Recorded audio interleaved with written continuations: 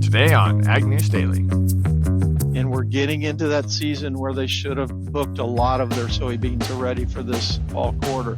So if we don't get any business from China, that's going to make the balance sheet pretty tough. So the soybean market could still see a lot of volatility in either direction depending on how all those factors play out. Well, welcome back to a weekly edition of the Ag News Daily Show. You know, this coffee mug, the logo's not great to hold while you drink it, but you know who's in Ireland this week? It's a big week. I wanted to be at the game this week. I'm really sad. I think we've got listeners in Ireland, so if you are, send us a message. But back home, let's talk weather. Iowa's Crop Health Index, known as the NDVI, slipped this week after 5 straight weeks with record highs. That comes as parts of Iowa, South Dakota, Minnesota, and Nebraska are seeing one of its 5 wettest late summer periods in more than a century. Disease pressure's high, it remains high, and repeated severe weather has hit the Corn Belt. Yields impacted from hot, humid nights are still uncertain, but for context, Indianapolis has already logged 39 nights above 70 degrees, which is more than double than normal. Good news, though, cool down is on the way. A strong cold front will bring much lower temperatures this weekend and into next week, making it feel more like fall and easing some of the stress on crops in drier areas. While the front missed parts of Missouri through Ohio earlier this week, another system is expected today into the weekend. It may not bring much rain, but it will deliver a significant drop in temperatures. Here across the plains, that same front will stall out to the south, where heavy rain is likely next week. Overall conditions remain mostly favorable across much of the region, thanks to regular rainfall. The dry pockets in the southern and eastern Midwest will still need some moisture to help crops finish strong. 2 key weather stories ahead. A deepening low over Ontario this weekend will drag that cold front across the U.S., which will bring those scattered storms into the plains and into the Midwest, while the eastern Corn Belt, Mid-South, and Delta will stay drier. There's also Hurricane Erin hitting a Category 5 strength in the Atlantic, and another tropical wave has 60% chance of developing, with some models steering it closer to Florida and the Gulf, though there is some uncertainty. Hopefully that storm stays away from land. We do not need more rain, so they can keep it down there in Florida. The USDA's latest crop condition report showed mixed changes again this week. Corn rated 71% good to excellent, down 1% from last week. Progress near average, with 97% silking, 72% in the dough stage, and 27% dented. Soybeans hold steady at 68% good to excellent, with 95% blooming and 82% setting pods, both in line with the 5-year average. Winter wheat harvest is 94% complete, just shy of the 95% average for this time of year. Spring wheat, meanwhile, is 50% good to excellent, up 1% from last week, with 36% harvested, also near the seasonal average. And crop tour kicked off, Tanner. That's right, and Iowa could be the nation's leader in both corn and soybeans this year, but crops are racing against this mounting disease pressure. Lead scout Chip Flory called Northwest Iowa fields the best and the worst he has ever seen, with southern rust showing up in many of those. Scouts noted consistently strong ear counts, ear length, and kernel rows across multiple districts, with some areas setting record measurements. Illinois corn looks lush from the road, but scouts reported only an average crop once they stepped into the fields. Corn yields near 196.2 bushel per acre, down slightly from last year, but above the 3-year average. Poor emergence was a factor in some of these samples. Soybeans told a brighter story, though, with pod counts averaging 1,479 per 3x3 square, which was 4% better than last year and 12%, Delaney, above average. Well, looking at South Dakota, they showed major improvements this year, with corn yields estimated at a 174, up 11% from last year. Soybeans also surged, with pod counts averaging about 1,188 per 3x3 square, nearly 16% higher than last year. Pod counts per row climbed 20% year over year, and moisture conditions were much better than in 2024, giving crops here probably a stronger finish. Ohio is also setting records of its own. This year's corn yield came in at a 185.7, slightly above last year and topping the tour's previous record. Soybean pod counts were even stronger, though scouts caution that limited moisture could limit the crop's ability to fully finish. Yeah, and Indiana's crop showed some unevenness due to those wet spots we talked about, with some smaller kernels and shorter grain fill length. However, a higher ear count will help boost overall yields, putting Indiana ahead of Nebraska in corn potential. Soybeans were also above average, keeping the pace with the strong results that came across that eastern corn belt. After years of drought, Nebraska crops are benefiting from abundant moisture, so much so that the scouts reported mud on their boots. Corn and soybean yields there are trending 8% to 10% higher than the past 2 years, thanks to those better growing conditions. Still, it's noted pocketfuls of weeds and disease pressure, along with some green snap and tipback in corn there. I know a lot of my friends in Nebraska didn't have to irrigate as much. Mother Nature took care of that. Well, we're going to talk about those crop reports in markets later in the episode here, but a report from the American Soybean Association says America's soybean farmers are nearing a financial cliff and won't survive another drawn-out trade war with China, one of the world's, of course, largest soybean buyers. Caleb Ragland, president of the American Soybean Association, sent a letter to the White House urging the administration to reach a deal with China to remove the duties and, if possible, to include significant soybean buys. He said, quote, U.S. soybean farmers can't survive a prolonged dispute with our largest customer. Soybean farmers are under extreme financial stress as prices drop and costs for inputs and equipment continue to climb. In a response, Bloomberg article headlined U.S. soybean farmers near financial precipice due to tariffs. The White House said the president cares about farmers. Ragland's letter points out that China hasn't purchased any U.S. soybeans for months ahead of America's quickly approaching harvest. With no deal between the U.S. and China, the extra bushels will make a bad situation worse. China has historically imported more than 60% of the world's total soybean supplies, with the U.S. once serving as its top source, but now retaliatory tariffs make U.S. soybeans about 20% more expensive than South American supplies, and China has turned to Brazil, which has expanded production to meet that demand. Even with all that pressure, farmland values in the Central Corn Belt rose 3% during the second quarter of 2025. This is now compared to a year before, according to the Federal Reserve Bank of Chicago, which they showed here earlier in August.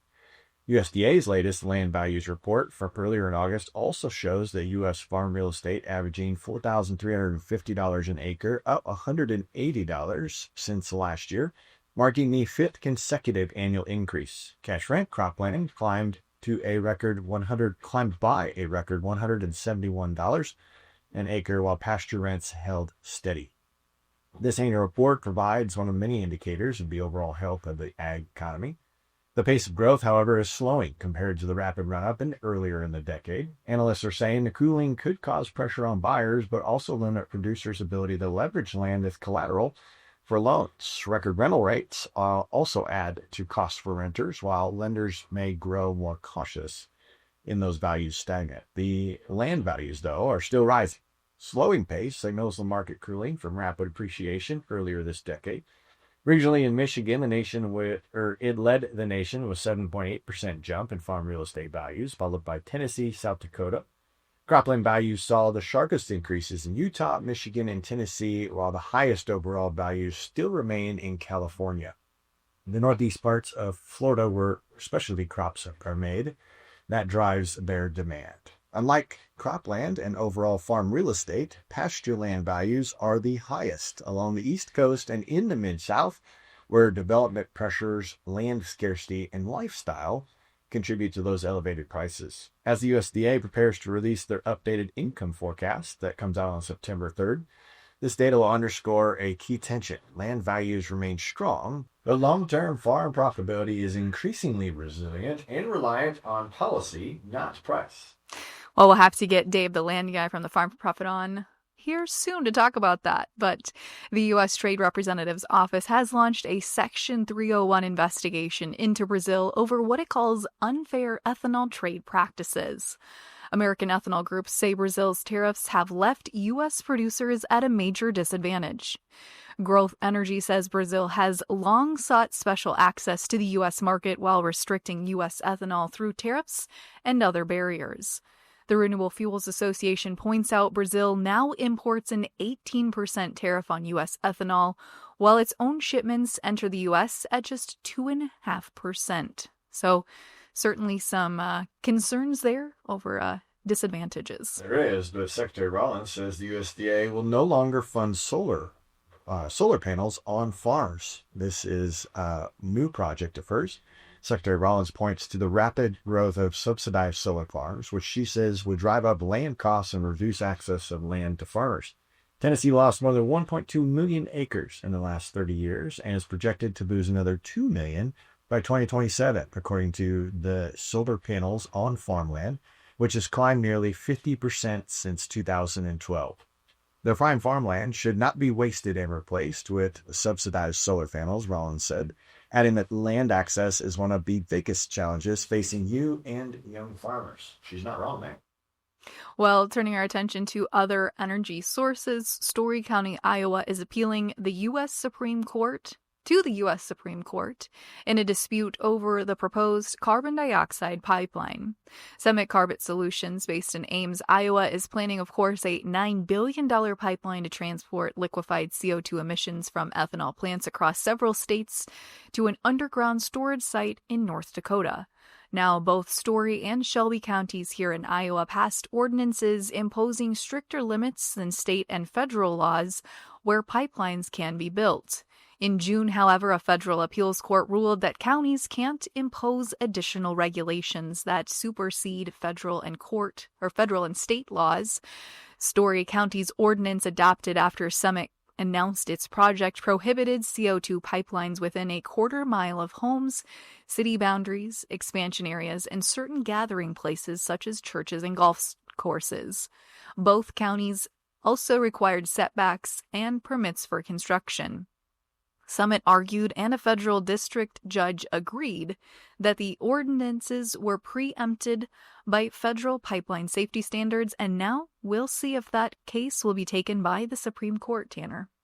Yeah, it's interesting. Small state county in Iowa addressing the Supreme Court.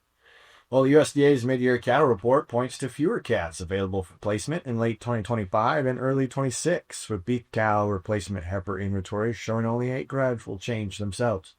That led the USDA to trim beef production forecasts for both years. Elsewhere, lamb prices jumped in June and July, prompting higher price forecasts into 2026. Milk production is projected to rise on larger herds and better yields, with all milk prices staying steady at $22 per hundredweight. Pork output is now pegged 1% lower than 2025 at 27.5 billion pounds. While broiler production is expected to climb on stronger hatchery data and cheaper feed. I think everywhere's got cheaper feed thanks to these suppressed grain prices. Well, certainly not something we love to see. But here's some interesting headlines here to catch us up on New World screwworm. Secretary Rollins has announced the next initiative here to prevent that, as a new sterile fly facility will be put up in Edinburgh, Texas, producing 300 million sterile flies to help control the pest. USDA is also investing a $100 million in new technology, hiring mounted patrol tick riders at the border, training detector dogs to identify screwworm infestations. The agency says it will continue working closely with Mexican officials to prevent outbreaks from spreading north. Dogs to identify screwworms. That's quite something, isn't it? Well, the U.S. government sues California over their emissions. The U.S. government has sued California to block that enforcement of those stricter emission standards for heavy-duty trucks. Ruling came from President Trump during his recently declared void. The Justice Department says federal law preempts California Air Resources Board from enforcing truck and emission standards rules, including its Clean Truck Partnership with manufacturers. The DOJ officials say California is blocking new vehicles from coming into their market unless they meet these states' preempted standards. Call it ongoing defiance of federal law. Reuters reports that California officials, including Governor Gavin Newsom's office, declined to comment on this story. Not sure what the outcome is going to be on that one. A lot of concern and challenges between state and federal law here. A draft of upcoming MAHA reports have been attained by the New York Times, stops short of proposing direct limits on ultra-processed foods or pesticides. issues HHS Secretary RFK has called major threats to our food system. If adopted, the report would ease concerns in the food and agriculture industries, which feared stricter rules under Kennedy's Make America Healthy Again push. Instead, regulations will emphasize public confidence in existing pesticide reviews while supporting new research on ways to cut pesticides to use and study health impacts. But to Tanner, to lead us into our interview for today, I sat down earlier this week with Chief Commodities Economist Arlan Suderman, so let's get into that interview right now. Well, folks, it's been quite some time since we have had a market discussion, so who better to have that with than Arlan Suderman with StoneX, the Chief Commodities Economist. Arlan, thanks for joining us on the podcast today. It's good to be back with you, Delaney. Absolutely. There's no shortage of topics to talk about today, certainly of which I think, WASDE was last week, but I think that's still fresh on the minds of folks being such a shell shocker of a report. What was your take on it? Well, it was a shell shocker maybe to some. Obviously, it was very, very close to our estimate, and our estimate came from our customer survey. So that means there were hundreds and thousands of data points from across the Midwest that went into that. And that's what people across the Midwest told us what they saw in their area, all combined. Now that's a August 1 type of yield estimate, what it looks like August 1. That changes each month. That's what it looked like at that point. But I would also argue it wasn't surprise to the market think. They say, what does the market think? Today's markets are heavily driven by the funds who have algo computers putting in orders. If these funds have millions and millions of dollars invested, they're going to buy the best yield models that money can buy. They're going to develop the best yield models. I had seen some of those yield models ahead of time. That's why I put mine on in July to say, hey, this is what type of numbers are being traded out there, the funds. I would argue the market would have done the same thing on August 12th, whether USDA reported a yield or not, other than the acreage changes. Well, I was surprised. The market on August 12th, when USDA released the numbers, in my view, did not respond to the yield estimates, even though they were much bigger than the pre-report estimates, because that had already been priced in, because the funds were all trading these yield models that I was trying to show people. This is how the market is operating, whether we like it or not. That's how it's functioning. And so that's the only thing the market then traded after that was the surprise acreage changes. That was not foreseen. It did that for a day or two, and then it reconsolidated in a new trading range, and to wait to see if there's any evidence to could suggest that the crops could be bigger than what had already priced in. And frankly, we don't see that evidence at this point now, with the crop tour basically being done. And so the market's starting to shift its focus now to the demand side of the ledger. Yeah, that is kind of an interesting concept to wrap your head around with the algo high frequency models that you mentioned. From a farmer lens, they might be listening thinking, all right, well, the game's already over before it even starts for us. How does a farmer compete against, the computer models that are trading, to your point, at these high velocities? They are already pricing in the high yield, the acreage shift, as you talked about. How do we compete on that level? It means that we have to access as much information as possible. And that's one reason I put information out there, is I want them to have the same information so they can respond and react to it as quickly as possible where appropriate. It means that we have to be much quicker to respond. But we all know the seasonal cycles that these markets tend to be on. It speeds all of that up. So we have to think on a quicker timetable as well, maybe quicker than what we're comfortable with. And so that means, what tools do we have out there that we can utilize? Crop insurance is one thing, the crop revenue insurance. It provides some downside revenue protection until October, essentially. We have to have protection beyond that. One of the most rewarding things for me was a farmer who reached out to me. I've never met him. And he said, because you put out that post in July, I put protection on, and that helped me. And so that was very rewarding for me to see that. We have to be prepared to use some of the tools. There's some over-the-counter tools out there. There are some cash tools. There are some derivative tools that can be used. We just have to become accustomed to them and how to use them on our farm situation. It's going to be different for everybody to try to make sure we're managing that risk in today's market environment that we may not like, but it is a reality of what there is. So, Arlan, looking more current term, you mentioned that markets and the machines, the high frequency algos, had already taken into account the shift in acreage and yields. Looking at soybeans this week, though, we've seen double-digit moves on the board. We've seen that really climb here over the last few days. What is it that's pushing markets higher, if not the WASDE report that we got last week?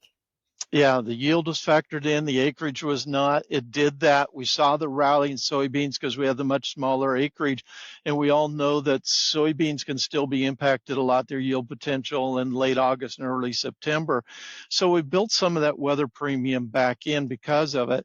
And then here the last couple of days, we've had a lot of rumors that the EPA was about to announce something on the small refinery exemptions. And we started seeing a lot of call options being purchased. And so the very fact that call options are being purchased, people start thinking, what do they know that we don't know? And so they start buying soy oil because soy oil prices had over the last few weeks been drifting lower again off of that late July high. And so that helped provide support for soy oil prices. And then soybeans benefited from that, along with corn and soybeans are both benefiting from the fact that the crop tour didn't find anything to suggest that the crops are any bigger than what had been priced in. And so it's a big sigh of relief buying here, the fund saying maybe it's time to cover some short positions, end users saying maybe it's time to add some coverage.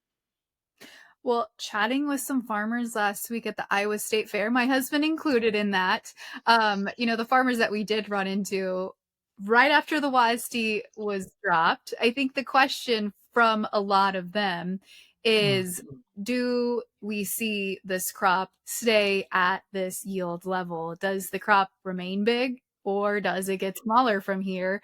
So I think that's the $1 million question that a lot of growers have, Arlan, is, are we going to actually see these yields come to fruition? I'm glad you asked that question. I've always been one, and I've been in this business for over 4 decades, and I've always said big crops get bigger. So I went back and looked, does the data really show that? And so I looked at all the data going back to 1993, 32 years. That's all the further I had time to look back. Over that time, USDA has raised their corn and soybean yield estimate. Well, I'll start with corn. Raised their corn yield estimate 32 times. Oh, no, 17 times out of 32 years.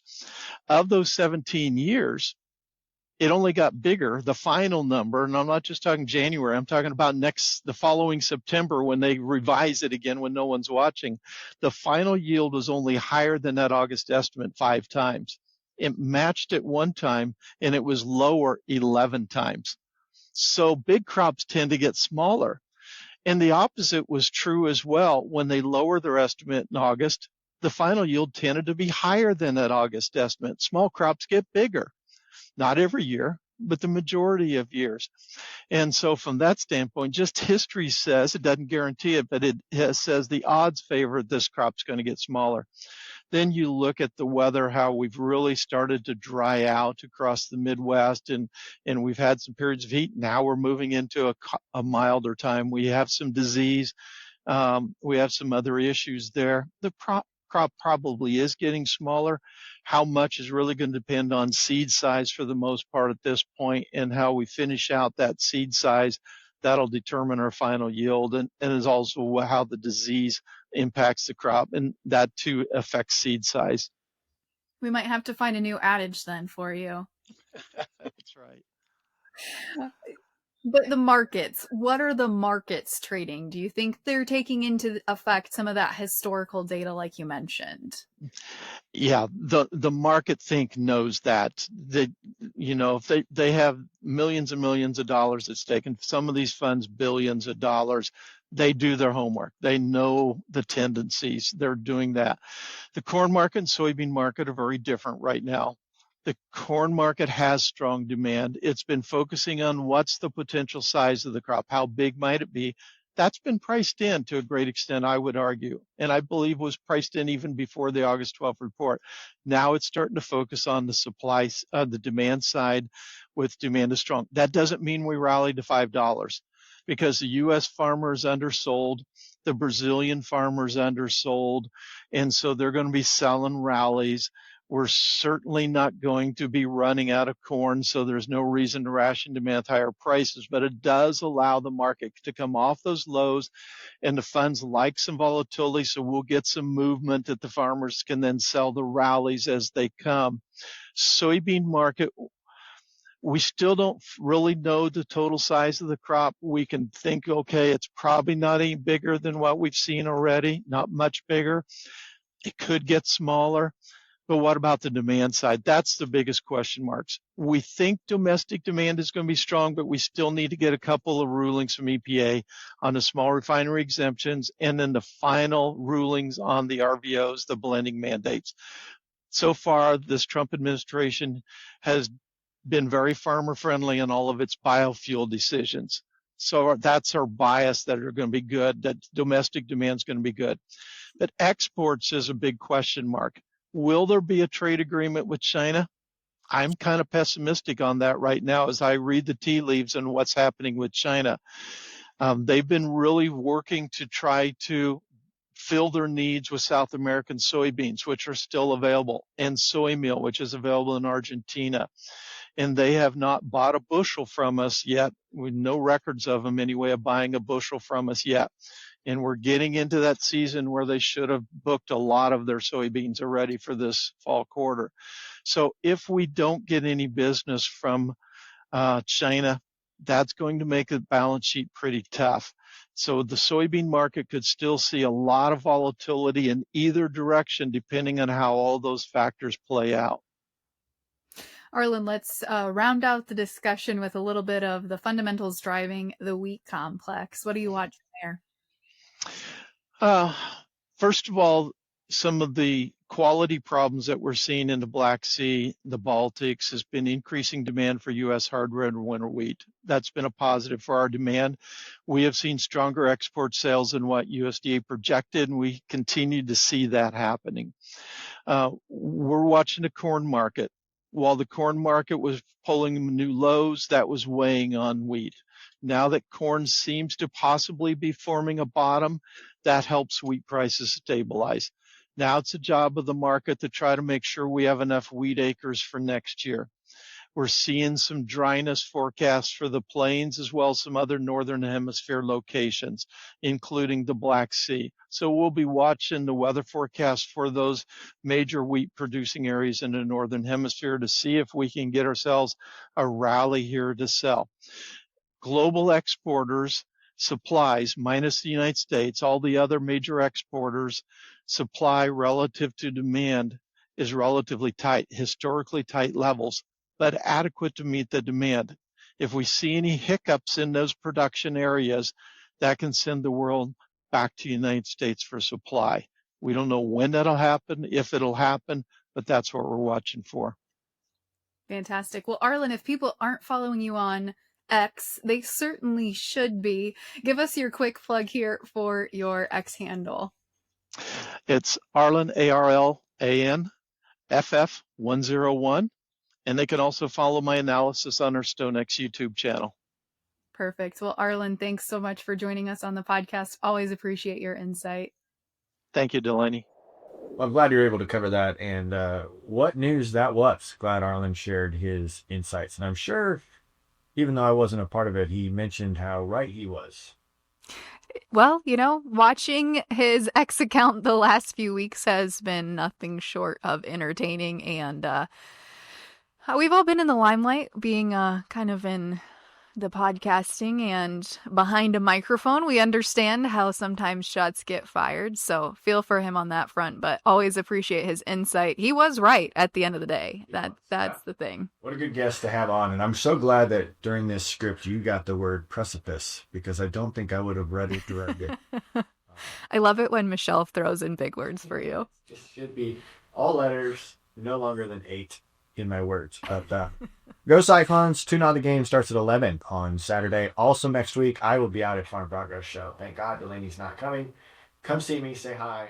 That was me. That's okay. I kind of feel the same way, to be honest. I'm okay with it. Yes, come swing by the John Deere booth or Suka booth. Going to record a couple of Agnews Daily interviews while we're out there. So follow along on social media. I appreciate you all as always. But Delaney, for today, what do you say? Let's let them go.